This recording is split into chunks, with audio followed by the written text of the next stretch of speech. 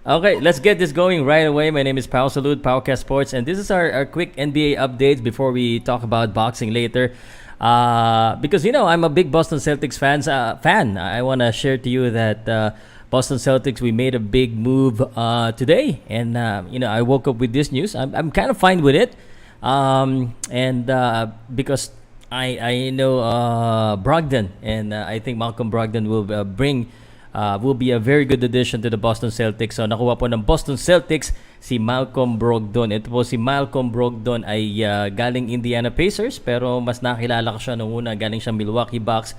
And this guy is a point guard who averages 19.1 points, and he's 6'5", so he's a very tall point guard, and he can also play shooting guard. At actually medyo marami pong kapalit itong si Malcolm Brogdon. At kung nababasa nyo dito, so pinost ko na siya kanina, kung napapasa nyo, ang kapalit po niya, kasi nag-trade po tayo sa Indiana Pacers, si Aaron Naismith, si Daniel Tice, si Nick Stauskas, si Malik Fitz, at si Juwan Morgan, and the 2023 first round pick. So hindi naman siya ganun kapangit. Actually, okay nga yung trade na yan, kasi halos wala pong nawala sa current Boston Celtics roster. So sa mga ka-Boston Celtics ko dyan, could this be the move that will elevate us to the next stage? Tayo ba ay nag-upgrade? Tayo ba ay nag-downgrade for getting Malcolm Brogdon? I do believe na nag-upgrade tayo dito. Teka lang Okay, I do believe na nag-upgrade tayo dito, kasi mukhang sa akin okay naman si Malcolm Brogdon, and hopefully he could be a very kumbaga mag-gel siya sa team ng Boston Celtics. Sana wala masyado maging problema. Sana ay hindi maging disruptive yung chemistry nila. So, marami pong kapalit, pero okay lang yan. Oy, isa pa palang trade. And sasabihin ko sa inyo kung ano yung mga trade. So, dyan lang kayo. Mabilis lang tong live na to. So, kung ayaw nyo maghanap, eto, kinumpile ko na po lahat ng mga trades na nangyari today at mga free agency move. Siguro everyday. This is just part of my preparation to really, para maging much reliable, much detailed sa aking pong pagbabalita sa basketball, lalo na po sa NBA. And as you know, tayong dito sa Powcast Sports, hindi lang pang boxing, pang basketball din, lalo na sa NBA, mahilig tayo dyan. At natalo tayo last season. Sa mga hindi nakakaalam, of course, ang Powcast Sports po, ako mismo hindi yung Powcast Sports. Siguro may mga member ng Powcast Sports na hindi Boston Celtics, pero ako Boston Celtic fan ako. So, I wanna just bring you that news. Are you ready for the other news? At matanong ko lang po, kayo po ba sa mga nakikinig sa akin ngayon, gusto niyo pa po ba akong magbalita pa ng marami pang basketball news? So tuloy-tuloy na natin ang balita, Isa pang big news din, mabilis na balita sa NBA. Rudy Gobert is now with the Timberwolves. Yes po. Hindi ko ini-expect din na mangyayari ito, but Rudy Gobert has been traded to the Timberwolves, at medyo marami-rami pong kapalit, at talagang itong hindi ko lang maintindihan, guys. Ang hindi ko po maintindihan ay ito, because ang Timberwolves,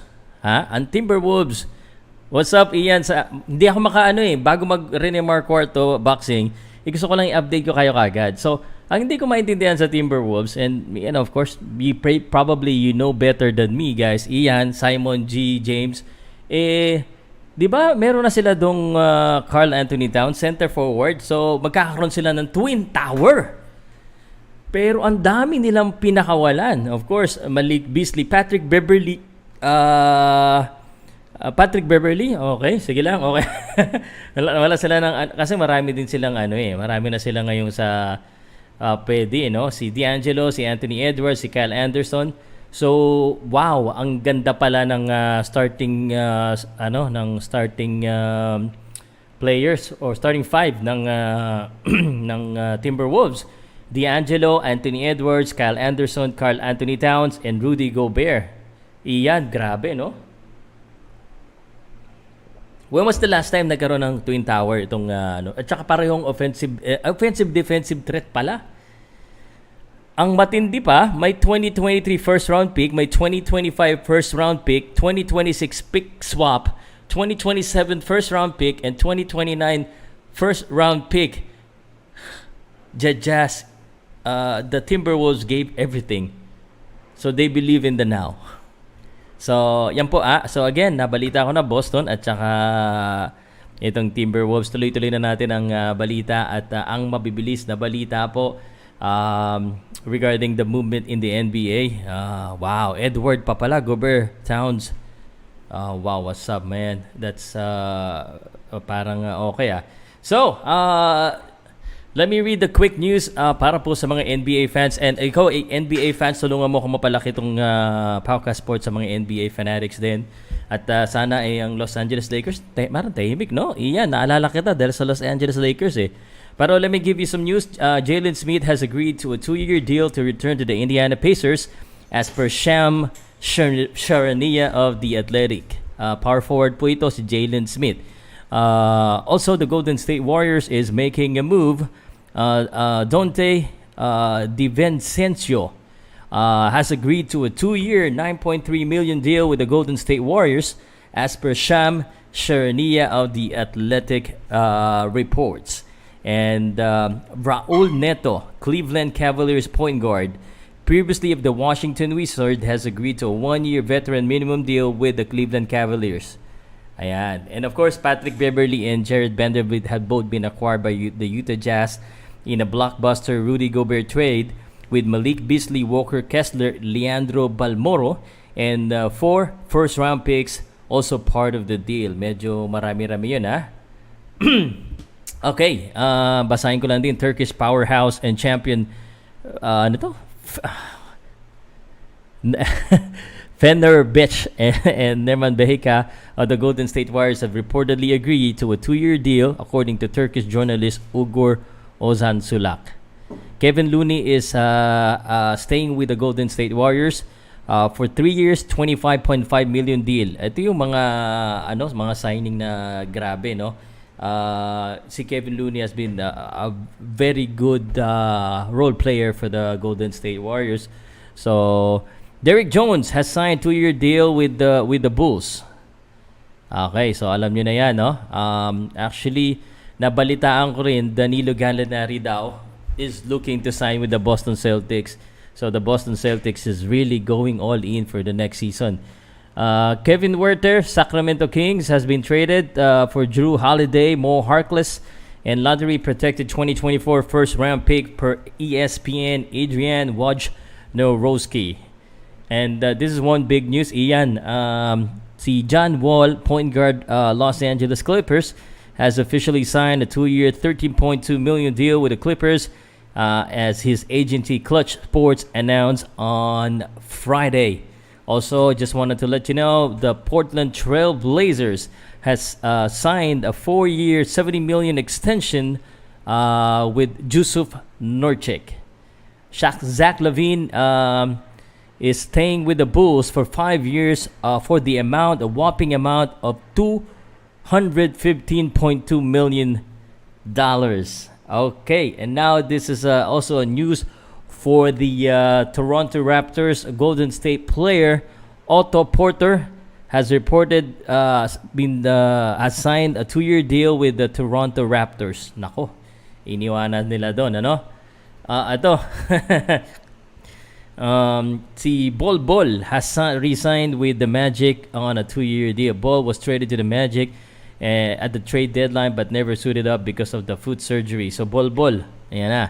Aaron Holiday, point guard, has signed a 1-year deal with the Hawks. Bruce Brown, 2-year deal with the Denver Nuggets. Let me just tell you some of the highlights na lang. Ito, one of the other players that I really like, that kind of a letdown in a way, but still I like this guy. Ricky Rubio has signed a 3-year, $18.4 million with the Cleveland Cavaliers. So Okay yan. So, ang daming balita ngayon at siguro, by the way, bago ko sabihin to tapusin ko muna yung mga balita. Tapos, pahinga muna tayo sandali kasi 9 o'clock magla-live na ako sa boxing ha. Zion Williamson is nearing a 5-year rookie max contract extension worth up to $231 million. Okay. Free agent Gary Payton is finalizing a 3-year deal with the Portland Trail Blazers. Karl Anthony Towns has agreed for a 4-year, $224 million supermax extension with the Timberwolves. Joe Morant has agreed to a 5-year, $193 million designated rookie maximum extension. Andre Drummond agreed to a 2-year, $6.6 million deal. Kyle Anderson signed with the Minnesota for $18 million for 2 years. And Dallas Maverick Jalen Brunson is now with the New York Knicks, who he signed a 4-year deal, $104 million. And Lakers making a move. Let me see what the Lakers have done. Tingnan ko lang, where can I watch the fight? Pag naging healthy yan, Cavs dark horse yan ngayon sa season. Yes, sir. Juan Toscano Anderson has agreed to a deal to join the Lakers, according to Chris Haynes. So, yan na. Anderson. Who else is the Lakers trying to get? Let me just check, Lonnie Walker, Troy. Wala pa. 3 move pa lang yung ginagawa ng Lakers, guys. So, the Lakers have signed Troy Brown, 1-year deal worth league minimum. So, Troy Brown. Lonnie Walker, $6.5 million, 1 year. So, all short-term deal. So, walang movement ang Los Angeles Lakers. Sabihin nyo sa akin kung anong team yung hinahanapan nyo, and then, of course, my Boston Celtics. Let me tell you the moves so far. Okay, look, Cornette has been resigned. Cornette jumped up around league quite a bit. Center. So, and of course, Malcolm Brogdon. So, that's the big announcement so far. Yung kay Danilo Gallinari, ano pa yun? Hindi pa tayo sure. So, anong team? Bago tayo matapos dito, what teams do you want me to check? Kung meron kayong team na fina-follow. So, the 2 big moves today is the Rudy Gobert trade from Utah Jazz to Timberwolves and Brogdon to Celtics. So, yan po. What team ang gusto nyo i-check ko? Comment lang bago natin tapusin. We're 12 minutes on this live. Mga 8:45 siguro or 8:30. Suns. Tingnan natin yung Suns kung ano yung ginawa ng Suns, no? But so far, before I mention that, I'll give you a summary again of the free agency. John Paul, mabilis lang. Haynes, Otto Porter signed with the Toronto Raptors for 2 years. Ricky Rubio signed 3-year, $18.4 million. Gary Payton signed for 3 years with the Portland Trail Blazers. Javale McGee and Dallas Mavericks agreed to a 3-year, $20 million contract. Juan Toscano Anderson, Los Angeles Lakers agreed to a deal. Marvin Bagley, Detroit Pistons for 3 years. Jalen Brunson, 4 years, $104 million. Thaddeus Young has signed 2 years, $16 million with the Toronto Raptors. Mo Bamba, Orlando Magic, has agreed for a 2-year, $21 million deal. And Nicholas Batum, Los Angeles Lakers, 2 years. So sa trade naman, Utah Jazz trade Rudy Gobert to the Minnesota Timberwolves. Kevin Durant requests a trade from Nets. Preferred destination is the Suns. Wala pa pong update. Spurs trade All-Star point guard Dejounte Murray to the Hawks for Danilo Gallinari, 3 first-round draft picks. Reports: Nugget will trade Will Barton for Monte Morris to Wizard for Kentavious Caldwell Pope, Ish Smith. Knicks trade Nerlens Noel, Alec Burke to Piston to clear cap space. And then contract extension. Ang ganda nito eksakto itong isa Yahoo Sports. Thank you Yahoo Sports. It's easier. Zach LaVine, Chicago Bulls, $215 million max deal. Phoenix Suns signs Devin Booker, Supermax. Zion Williamson also extended. Joe Moran, Carl Anthony Towns, Nikola Jokic, Bradley Beal, Russell Westbrook, Kyrie Irving, John Wall. Contract buyout pala yung kay John Wall. Kyrie Irving, stay siya. Pati si Bradley Beal.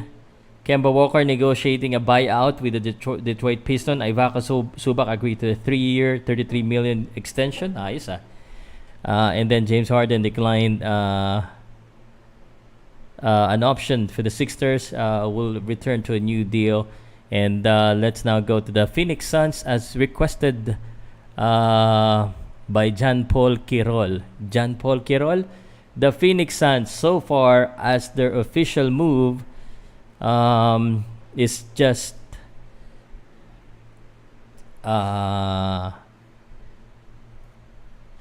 wala pa. Devin Booker pa lang yung move nila officially, ha?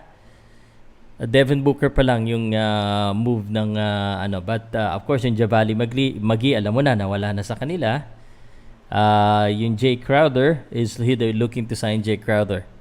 So Spurs,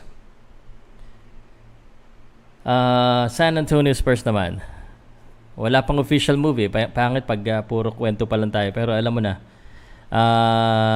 Former 76ers head coach Brett Brown has joined the Spurs coaching staff as an assistant coach. So Brett Brown. And you already know that Danilo Gallinari trade. And of course, Deontay Murray has been traded out. So Danilo Gallinari, along with 2023 first round pick, 2025 first round pick, 2027 first round pick, and 2026 pick swap, have all been traded to the Spurs in exchange for Deontay Murray. Yun. So next, Hinebra. Madami pa parating sa Jazz. Ubos sila kay Trader Danny, KD to the Suns, Malik Monk to Sacramento Kings. Sacramento. Ano kaya yung exciting kasi ang NBA, guys. Maraming pwedeng mangyari, no? Kevin Werther, Malik Monk. The Kings are signing free agent Malik Monk to a 2-year, $19 million deal according to the Athletics. So, yes. Dallas boss, may partner na ba si Doncic? Dallas. Salamat sa mga nagtatanong, ha. Dallas official moves. Official moves lang to, ha. Nawalan sila ng Jalen Bronson. Ang galing-galing nun Jalen Bronson ng playoffs. So, parang sila na bumaba sila dito. Sa totoo lang, magaling yung Jalen Bronson. A good parang offensive player nila rin eh. Recently, Mavericks acquisition Christian Wood said that he's wide open to idea of starting at a power forward next to Javali Magi in the front court. So Christian Wood is assigned by the Dallas Mavericks. Theo Pinson, I don't know this guy, has resigned to a 1-year. Of course, Javali Magi, 3-year, $20 million, 3 years. So, yan. Yan na. So, yan lang muna, Victoria, yung sa Dallas Mavericks, yung official move. Tapos na ba yung laban ni Kwarto? Mamaya pa pong 9 o'clock. So, pagkatapos nito, tatapusin Bradley B. Sir, lakas ngayon ng trayo. Yes, sir. Grabe, no? Etong pag off-season, this is where the managers play. Sometimes parang ang sarap maging manager kasi ang daming mga movement eh. So far maraming mga exciting moves na naman. Lalo na yan you're excited tulad ng predictable lagi signing LAK is Bradley Beal, Trayo lakas ngayon Clippers.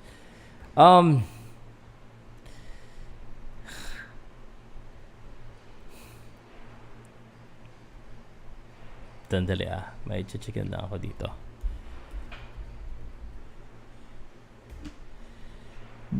Bradley Beal brother is Washington Wizards. You mean? Baka John Wall. Yung ibig sabihin mo. Tama ba ako? John Wall brother. Foreigner po yung kalaban ni Kwarto mamaya after this. Tatapusin ko na to, but i-explain ko lang, John Wall po yata yung John Wall has officially signed a $13.2 million deal with the Clippers. Okay? So Nicholas Batum has agreed to a 2-year deal with the Clippers. So those are the official move. John Wall pala. Naguluhan ako. Naguluhan ako sa'yo eh. So they have Paul George, they have Kawhi Leonard, and they have John Wall on the point guard. So Ibaka Zubac is also there. They have Marcus Morris. They have Nicholas Batum. Lakas. Yung Bradley Beal sa Washington Wizard. Yung John Wall kasi dati siya yung star eh. Pero mas nagustuhan na ng Washington Wizard yata si Bradley Beal eh. So sa Washington Wizard, just so you know, si Bradley Beal, si Monte Morris, si Kyle Kuzma, Kristaps Porzingis are their star. Okay? So tapusin na natin dito muna at 20 minutes update. Humanda na kayo sa maraming nating NBA update. Sana po ay masuportahan niyo po yung aking other sports interest na basketball. So, yun na ha. Big news. At dito kahit magkakaiba tayo ng team, basta asaran lang tayo and let's continue to be friends. Good morning po and see you later sa aking live discussions and commentary about boxing, about the Filipino Pride, Rene Mark Cuarto, our IBF World Minimum Weight Champion. Siyempre, good luck din kay Justin Tesoro at saka kay Lawrence Ladrada. Salamat po. Thank you. Bye guys.